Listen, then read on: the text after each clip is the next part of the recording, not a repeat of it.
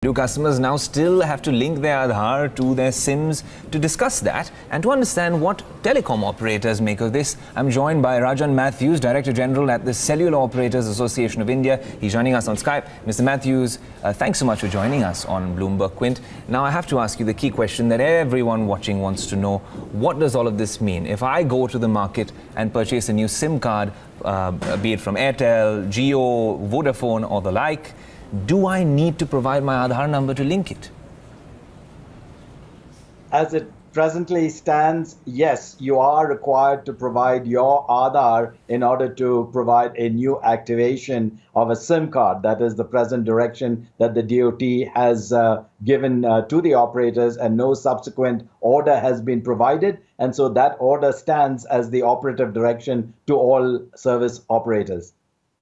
That's short and sweet, but that brings me to my next question, which is then why the ambiguity, considering that what the Supreme Court said was that there was no such direction from the Supreme Court, which is what perhaps the DoT is relying on, but you took it and used it as a tool to make Aadhaar mandatory for mobile users. How can you, the DoT, impose a condition on service recipients for seeding Aadhaar with mobile phones? This is exactly what the Supreme Court said yesterday. So, is this a non-existent ruling? Are we looking at, two different, organs of our democracy functioning very differently? Because it doesn't make sense.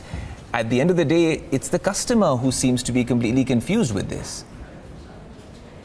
So let me try and contextualize the situation, and a bit of history, perhaps a short one, will be helpful. Please remember that all the way back in 2017, as a result of concerns in the activation process of new accounts, that is new SIMs, there were all kinds of allegations of SIMs being used inappropriately, false names being attached to SIMs. So the MHA was concerned, the DoT was concerned. And so in August of 2017, the DoT came up with a regulation saying that in order to strengthen the KYC norms, they were going to start introducing Aadhaar-linked KYC. And there was also an order of the government that all government departments must begin to make electronified, if I may, all of the processes that were extant. So the DoT joined these two directives, if you will, the Aadhaar linking and the electronification of the KYC, put them together and said, this is a more efficient and fail-proof methodology to ensure that the identity of the person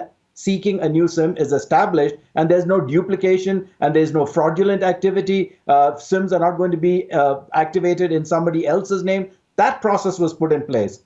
Move forward to a PIL filed in January, I think, of 2017 again. PIL filed with the Supreme Court saying that the KYC norms must be made 100% foolproof. At that point, the Attorney General of India represented to the Supreme Court that we already have what we consider to be a fail-proof process, which is using Aadhaar and eKYC. And this process, we believe, meets the requirements of the response to the PIL for a 100% fail-proof mechanism. That then was turned around by the DoT and said, okay, going forward, all new activations must be done through an Aadhaar-linked KYC. And in addition, the court was also instructed the DoT that all the existing customers must be verified using the same process within a year. That's how the February 6th deadline came. That February 6th deadline was pushed out to March, and that now it has been pushed out indefinitely until the Supreme Court makes a definitive decision on the whole issue of Aadhaar and privacy.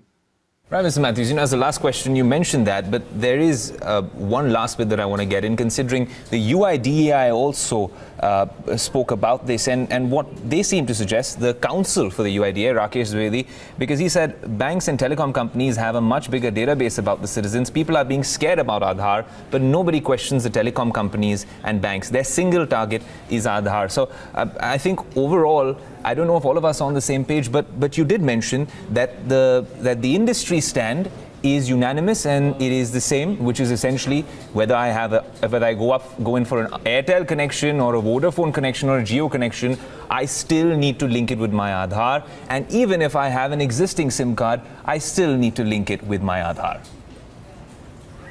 That is correct. That is correct. And again, please remember that this was intended to solve the problem of customers complaining that fraudulent activations were being done on their name, that the point of sale were misusing information provided in hard copy, that their documents that they were submitting for proof of identity and proof of address was being misused. So all of this was really what led to the DOT linking Aadhaar as a fail-proof mechanism, and then obviously the Supreme Court accepting that as a response to the PIL, saying, yeah, we think that this is, as if you recommend this is a fail-proof mechanism, fine, go ahead and use that.